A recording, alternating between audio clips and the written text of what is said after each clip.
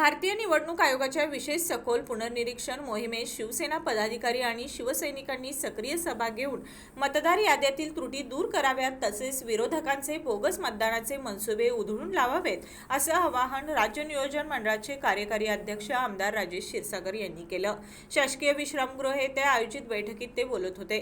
त्यांनी सांगितलं की जिल्ह्यातील सुमारे 9 लाख मतदारांचं मॅपिंग अद्याप स्पष्ट नसून विशेष कोल्हापूर उत्तर आणि दक्षिण मतदारसंघात मोठ्या प्रमाणावर विसंगती आहे।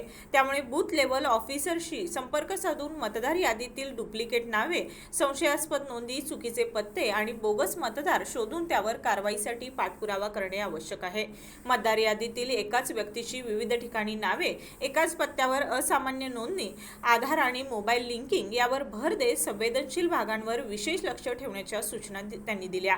यावेळी विरोधकांवर टीका करताना क्षीरसागर म्हणाले, जनाधार कमी झाल्यानं विरोधक बोगस मतदाराच्या जोरावर यश मिळवण्याचा प्रयत्न करत आहेत। शिवसैनिकांनी हे मनसुबे हाणून पाडून लोकशाही मजबूत ठेवावी।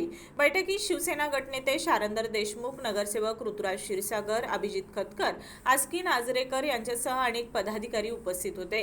SIR समन्वय समितीचे प्रमुख अंकुश निपाणीकर यांनी मोहिमेची सविस्तर माहिती दिली।